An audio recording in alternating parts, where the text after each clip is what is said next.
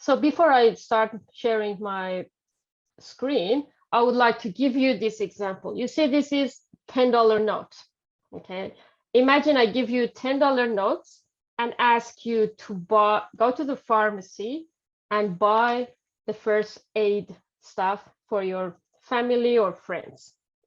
So when you have only limited budget $10, what would you think first? So I assume everyone starts to think, oh yeah, I have a son who keeps falling all over the place. I need definitely lots of bands, plus Panadol. So you have to think which one is happening more and which one is more serious to look after this. This is a kind of talk that I'm gonna, kind of decision making that all of us, we are dealing every day. And this is mainly for government. They need to decide what to do when they have limited budget. It's not only government, it's also CDC and WHO. It wasn't easy for me to choose what kind of talk I should present for this audience. It took a while for me to say, okay, this should be mathematicians, mainly statisticians, mathematicians in this audience. And I decided to look at some of the applied work that I have been engaged. I work at IBM Research, not anymore at the moment. I'm working at University of Melbourne currently. So today I'm going to talk about optimizing infectious disease intervention with nonlinear cost. This is a piece of work that I did with my lovely colleagues in IBM at that time, in that life. Rosalind Hickson, who is applied mathematician, and she's coming from infectious disease backgrounds. She's one of our subject matter experts in this field. Stefan van Kavaler is our software engineer and architecture background. So she's the one who makes sure that we are writing our code properly, not the research way, as he keeps saying that we gave him lots of heart attack when we shared our code with him, and that was really a learning curve to work together. Olivia Smith, she is wonderful optimization person, and she's working at the moment in another company. And Minaj Gambier, he's also one of our infectious disease experts, and at that time he was our manager. He was the one that had experienced a lot in infectious disease area, and also he was involved with controlling Ebola when I forgot which year it was exactly, but he was in US in the CDC and tried to control an Ebola. In fact, that was a time, that was his experience when I was trying to figure out what kind of optimization problem we can inject into the infectious disease project. He was discussing that apparently when they're deciding about what kind of control they have to consider, they don't have any kind of decision support tool. They didn't have it at that time. So that's how we started to put our idea together to see. And I started to lead that project as an optimization expert team, tried working in a multidisciplinary area. Hell, that's a lot of learning curve.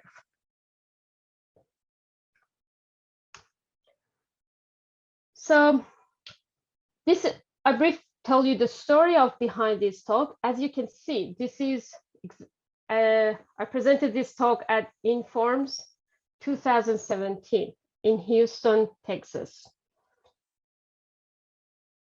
At that time, when we presented that one, this was a project that we worked for a short amount of time. It wasn't a long project. It was a very short amount of time. And when I presented at Informs Houston, when I came back to Australia, it was well received over there. And Informs is one of the biggest conference in optimization area in US, and they have different branches. people in those audience who are coming from optimization background, they're aware of those. And yeah, so, but it did not continue.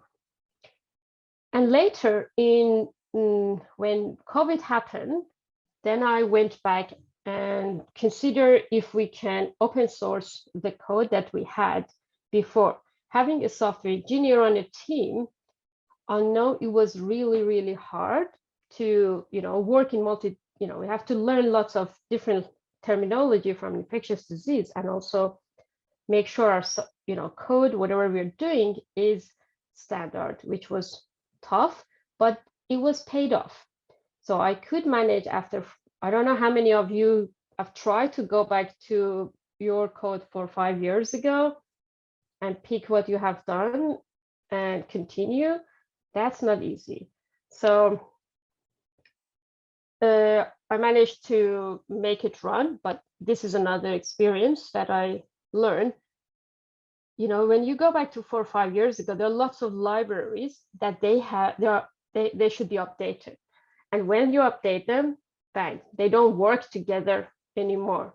So it's not easy. And some of them, because if you use open source library, sometimes they won't continue. They will stop continue supporting those libraries. So it's not easy process. That's something that I like is about mathematics. 4 or 5 years later, you go back, cool, your equation's still there, and you can use them and continue. With software, it's very painful, but there is a way. If you code it properly, definitely you can do that. And it's a bread and butter for software engineer, maybe not for us as a mathematician. Anyway, so the code that I open sourced it in late 2020, I managed to make it run, and we passed the process of approval in IBM. It is in IBM public GitHub. Anyone can go and look at that code if you're interested.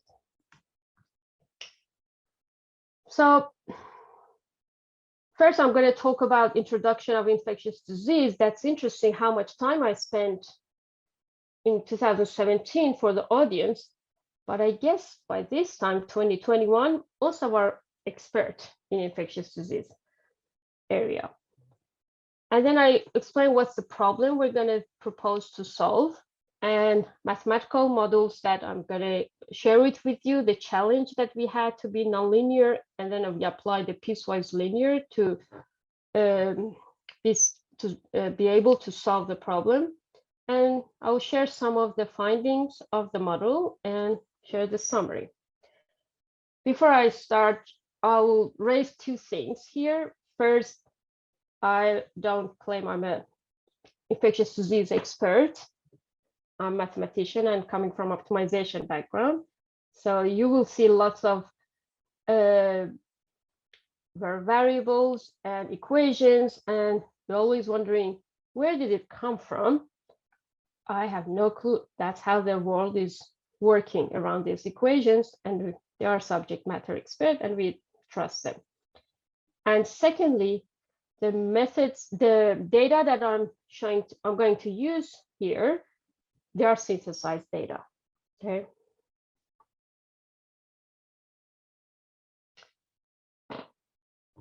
So in this talk, the infectious disease model that I'm focusing is called dengue fever. This is one of the very deadly disease. Half of the world's population are at risk of contracting dengue fever. Did you know that? I didn't know when I was realizing this, which was very frightening. And dengue was responsible for 1.14 million disability adjusted life years globally in 2013. I think I better to make smaller so we can see the map here. This is the map of the spread of the dengue around the world, as you can in 2016. And as you can see, Australia is also contracted some of the dengue fever as well. So how does it happen? I mean, I think by now we have heard, some of us have heard about SIR model, something like that. For dengue, it's more complicated than only SIR model, which is susceptible, infected, and removed.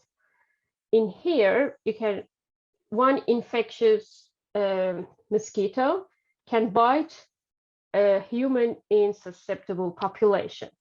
And then when that happens, that human, that person will be exposed 4 to 7 days roughly, and then that person is infectious. The duration of infectious is between 3 to 7 days for dengue. And then if a mosquito bites the infected person, there we go. We are in a cycle. That mosquito is exposed for 7 to 15 days, and then that mosquito is infectious around 2 to 18 days. And we go back again. The good things is in pandemic, in COVID that we're dealing with, we don't have those mosquitoes, God's sake, that's easier. However, there are some other challenges with COVID. For example, I mean, in COVID, when the person is infected, then it has to remove. But with corona, unfortunately, the infectious person doesn't necessarily mean that it is immune forever, and that patient becomes susceptible again, if not die. So in general, when we look at any pandemic, okay, in order to prevent any diseases, there are some interventions we can apply in order to stop the outbreak. Some of the potential interventions in dengue fever, for example, there are 4 different examples that I just chose here, are vaccinating people, or vector control, which is a kind of general mosquito control, and targeted larviciding, which is a specific mosquito control. Again, it's nothing to do with human, or isolating of infected people. You may think, okay, hang on. You can think of what are our potential interventions for current situation. Yeah, we do have vaccine. Okay, we don't have any of those mosquitoes. Now we have my vaccine. We didn't have vaccine before. Yeah, we can isolate infected people for sure.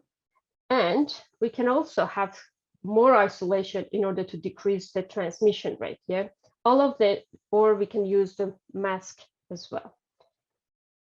And I tell you, it may sound simple here, but for example, lockdown or isolating people has multiple levels that they are looking into that very, very in detail. So the question is, okay, if these are my interventions, how am I going to spread among my, different states of my country, for example? This is an example. This is a map of Taiwan. That's, sometimes Taiwan CDC use it. And the way to read this map is, this is beautiful map. I like it. It's colorful and it's a kind of heat map. The way it's more green, it means the reproduction number, which we'll tell later. When it is more green, it means it's less infected. People are less infected in that region, and you can see the regions are separated from each other. And when it is more towards red, it means, wow, this is looks pretty bad, and the infectious are spread in that region. The other things that we need to look at this beautiful map is the height of each patch, each state. This also shows the population of people in that particular region. And visualization is very, very important when we are working, for a multidisciplinary team. Especially in real situation, because I guess politicians, everyone need to understand at a high level what's going on. So we can see there are some little islands separated that are really red, and it doesn't look they have more population. but definitely we want the model to be fair and consider everyone as much as possible. So what's the main problem here? We want to know how much we cover from each population patch for each intervention in order to minimize their reproduction number with respect to the limited budget. So what is the reproduction number? Everything I'm going to tell in a minute. The first things that we were discussing with epidemiologists and infectious disease expert team, they were curious to see if we can minimize the number of infected people, okay? And when we look at their equations, this is in S0 is susceptible people. And in the beginning, we say, okay, the whole population are susceptible to this disease, dengue fever or corona. By the way, I keep flashing back between dengue fever and our situation, because as a mathematician, these are all equations, it should work out for different disease as well. So the total number of cases, if it's F, this is an expression to calculate F with respect to RP, reproduction number in P. But if you look at it, this is a transcendental equation, and they're already using multiple numerical algorithm to estimate F, which is the final size or the number of infected cases. And then as a mixed integer programming or deterministic background, and then I don't like that equation. It is so hard. I cannot optimize it easily.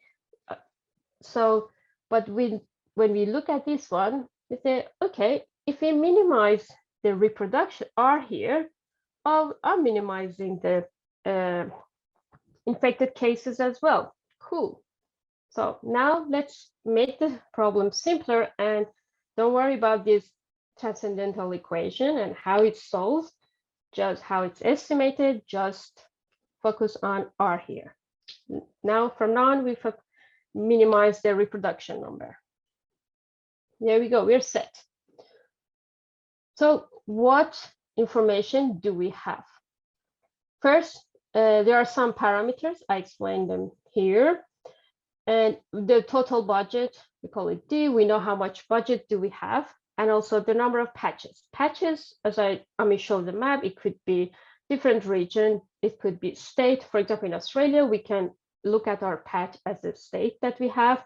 In a high level, WHO can look at the patch as a country. It can break down into different pieces based on the situation. I is our intervention, that the set of interventions we have for this particular disease. DIP is the cost of intervention I in each patch for one person, and also population, the number of population of people in each patch. We believe that we know that. And there we go. State Q, these are the infectious disease parameters, as I explained. These are terminology. Beta P is a transmission rate of patch P. We believe we know for this one. Gamma P is infectious period of patch P. And then epsilon IP to the power beta is the efficacy of intervention I on beta in patch P. So we want, that's the efficacy rate here. And epsilon gamma IP, efficacy of intervention of I on gamma in patch P. These are, we believe these are given for dengue fever. It's easy. One of the most challenges with corona is that these parameters takes a lot of time to calculate. Okay, it's there are a huge number of research behind this to calculate any of these parameters first. And also sometimes it's, for example, efficacy intervention of vaccine on each population. Sometimes it's not only one number, it's coming from some of the uncertainty as well, and they are coming sometimes from distribution. But for this study, we just focus as if it's a single number. This might not make life not harder as it is. the reproduction number. We heard R naught, I guess from the beginning of pandemic, we heard R naught, it should be less than 1, greater than 1. Wow, it is less than 1. Why are we so worried still? But this is R naught that we keep talking about. R naught is equals here with its beta times the gamma. We call it basic reproduction number.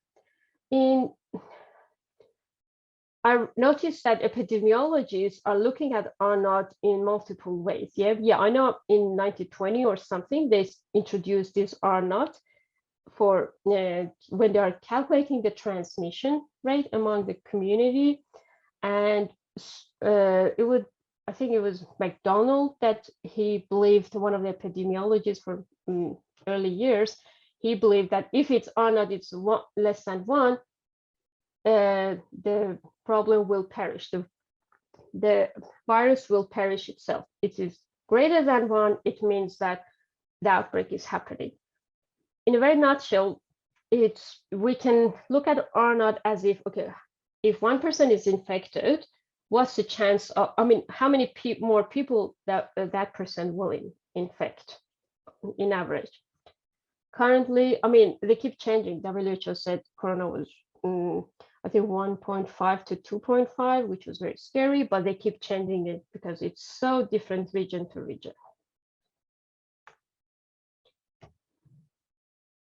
So what do we want to decide here? What are the main decision? The main decision that we have is CIP. This is a number between 0 and 1. We want to decide the population proportion coverage for the ith intervention for patch P.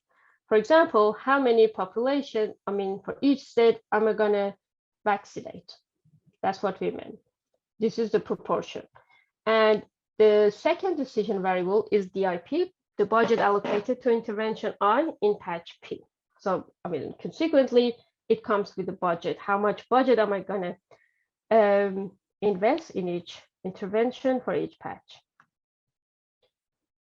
There we go, more terminology. So the other things we need to consider is when we need to consider the effective transmission and recovery rate. When we apply those interventions, what's going to affect on our beta and gamma?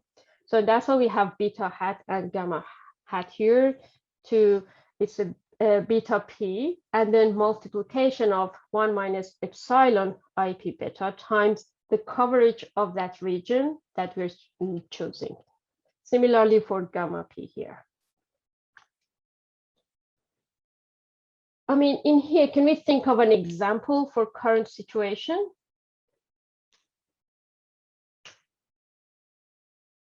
I was thinking in here, with the current, as I told you, we keep flashing back with the current situation we are in.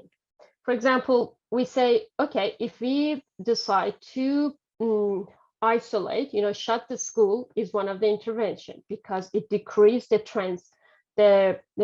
transmission rate. And then we know the population of schools, so we know how many, population of schools, students and teachers, everyone. So after we apply that one, we can calculate beta P here and gamma P here as well. So that's the key message, that's the key parameters to understand that what's affecting any of those interventions.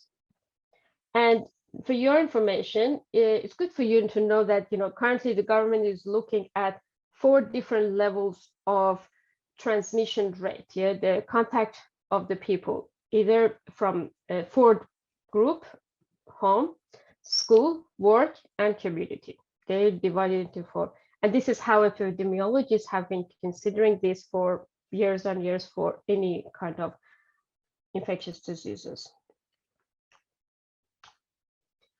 Okay, as always, when we are considering the problem, real world problem, is multi-objectives.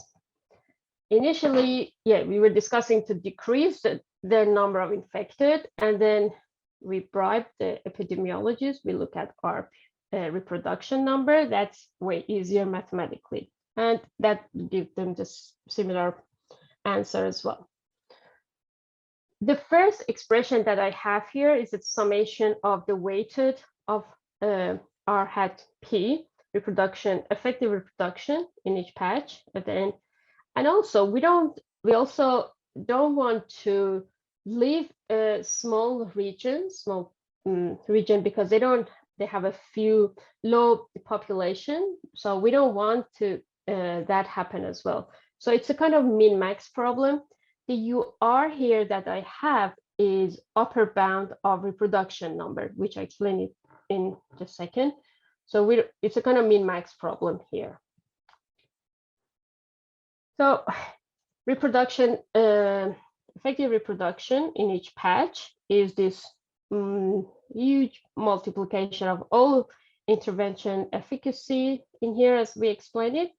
And we want also have the RP hat to be limited. Yeah, and also it should be greater than some minimum. It has a boundary. We don't want to invest a lot in a region when they are really green under control, and then we invest more on those while we have others still infected and red. Plus lots of cost, and then we have cost-related constraints, which is coming down. As a lean, and you look at this equation, I'm thinking, wow, this is not interesting at all. That looks very complicated. This is not linear as I wish. But is there any way I can break it again into something linearized? So we thought about it, and you see, okay, we can apply some of the piecewise linear technique here. And before applying piecewise linear technique, we don't like all of these are connected, so we have to separate the variables. And what do? Good, high school stuff helping us. We know that the log AB equals log A plus log B, simple. So we can apply the same here. If we have this multiplication, we can apply, for example, ln here and then separate. Now that's nice and beauty, and we convert the multiplication into summation, which is really good for separation variable that we need. The second thing that we have is for applying piecewise linear technique, the basic is whenever we have nonlinear equations, we have to break it into pieces and feed some of a kind of binary variable. And I don't go to details of that one here. I just say, you see that equation, when we want to apply piecewise linear, we define omega. This is a real number. And here we have lambda, which is a binary variable, which decide which pieces of those the linear we're talking about, and make sure these are all connected together. This is the standard of piecewise linear technique. I know we are adding more extra binary variable. The optimization may take longer. Sure, that's the downside for this one for sure. And also deciding how many pieces should we take, that's another challenge that we have to play with different pieces to see how much we should break the equation. Good, so now we look after the nonlinearity of the reproduction number. The next is the cost. Apparently in the literature, this is first time ever that we look into cost as not one piece, one linear function. So we have multiple stage here, this is the real life. If we want to set up intervention, imagine vaccine hub, we have to have a setup cost. Yeah, so that's why for example, in this plot, which x-axis shows the how many percentage, the C, the coverage rate, and then y-axis shows the cost here.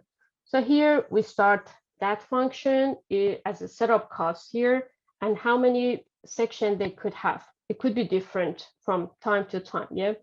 From lockdown, isolation, from a vaccine, any of these could be different, these sections. So we wanted to have a general model here.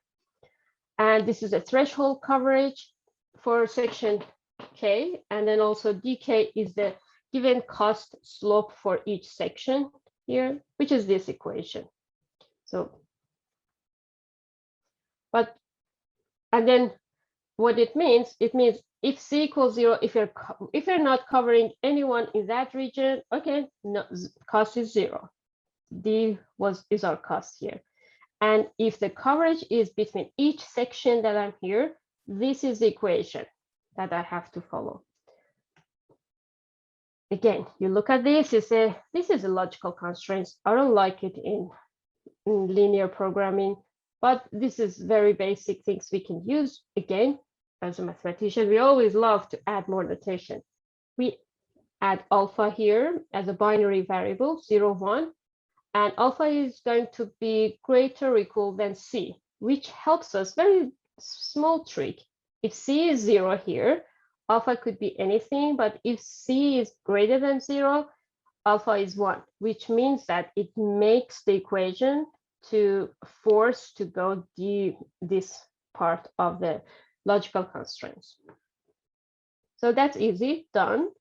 So we covered the logical constraints, and now we apply the piecewise linear function, the same things that we did for the nonlinearity that we had before. Good. So now we cover all the expressions, everything that we had, the terminology. We build our mathematical model, and we look at this.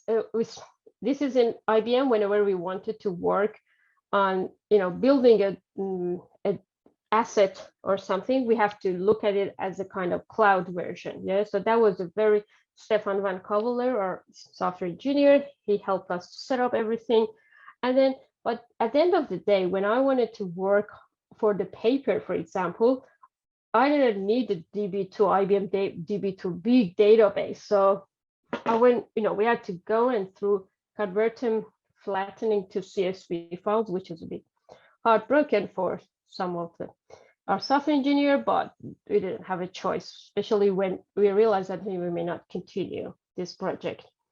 And yes, all of this, if you look across time, so they keep changing. I'm just looking at do cloud here, decision optimization on cloud. They switch to something else, okay? That service doesn't exist anymore, but if you want to use that service, you just have to have the new one, which is a kind of software engineer work. But it is doable, that's my point. If you write something as a standard, definitely there is a way to go ahead, but maybe painful for mathematicians. Okay, now look at some of the results. As I told you, these are not the real data, these are synthetic data. And this is the previous map that I show you. Bang. If you add some of the data, we can see it's more gray. And now you can see it side by side. This is a nice map to see how we allocated all of those intervention, all of those costs to different regions here. And this could be a good example to see, for example, if I have vaccine as a government, how am I going to spread it around different regions that I have? And the other things we wanted to look at the R0 for each different patches. Here in this example, we had 20 patches. X-axis represents the number of patches and ordered by their population. So, and first the blue represents the initial without intervention. This is the R0 of each patch. We can see it was pretty high, but as soon as we started to try to have some budget or half budget, the red is the half budget that we arbitrarily put some numbers there, or the purple represents the double of. Now we can see how it has been distributed in each region as well. Similarly, for the infected numbers, we use that in transcendental equation, we feed the R0 that we have for each patch, and then we can look at the number of cases that we have here. So in summary, we implement the multi-objective mixed integer programming, and also we apply some of the piecewise linear technique to find optimal budget allocation. for each patch and also each intervention in order to minimize the weighted reproduction number and consequently reduce the number of cases. For future, there are a lot of things we should do, and we know it now. This is the deterministic model. Clearly, we can apply some of the stochastic optimization that's beautifully ready to use the stochastic model to make it more practical to see what we can do in this situation and consider the time horizon as well to look at the country, for example, in a 6 months or 1 year, how does it look like?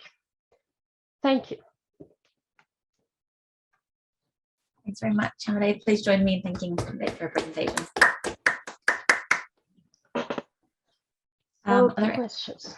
Yes, any questions? You can put your hand up or unmute yourself and just ask the question directly.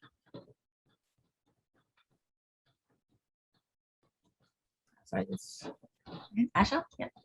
Yes, so Hamideh, I know that CSIRO is doing work on, as a matter of fact, Jessica Liebig, my former PhD student, is looking at the spread of dengue, and she's trying to use, or I don't know if she's still working in that area. I mean, using complex networks and mobile data and everything else. Have you all ever worked with, as your team ever worked with CSIRO? Because I know that is an ongoing research there.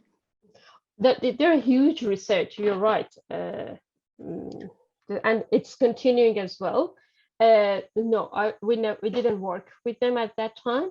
But yeah, the team, even, infectious disease at different group that we have, exist, even, Dr. everyone working on, it's not only COVID, they're working on, still continuing on dengue and malaria, but it's interesting to see what they do. They have different approaches. As I told you, many are spending lots of time to calculate those efficacy or, reproduction and what kind of intervention has an impact, which is mainly statistics, heavily statistics, and recently machine learning techniques they're using.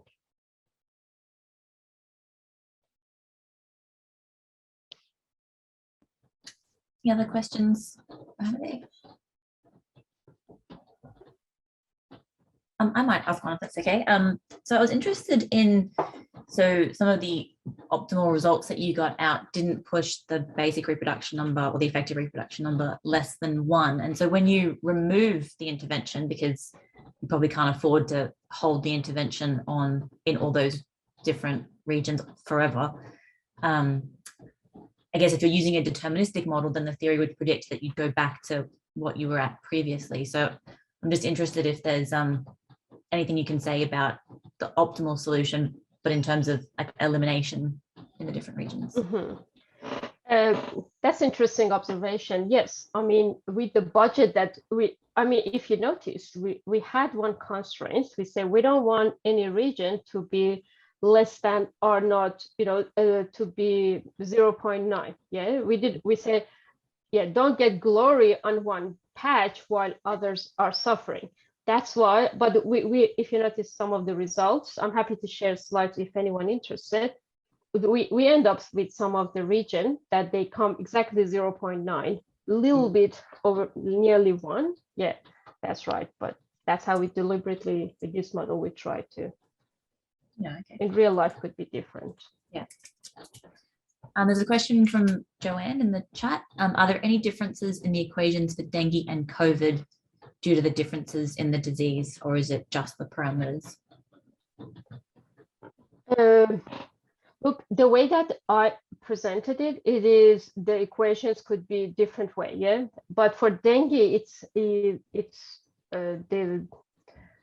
there are more known towards these parameters, but COVID we don't know yet, and they keep changing it. But the modeling, the way that I model, we try to focus, it wasn't specifically for dengue. It could be used for COVID for sure as well, when we change the parameters. That was the purpose. As a mathematician, we always love to break down it into an abstract, convert everything so that we can use it later as well.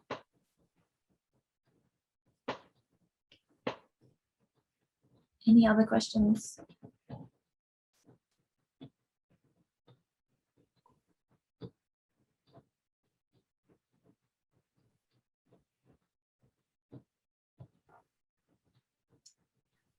Well, if not, please join me in thanking Hamideh for her fantastic presentation. Thank you. Thank you, Jennifer. Thank you so much for giving me the opportunity to present my talk. Thanks. And everyone else. So I'm just going to head back to Jessica to close the conference. Great, thanks very much, Jen, and thanks everyone for your participation, for coming along.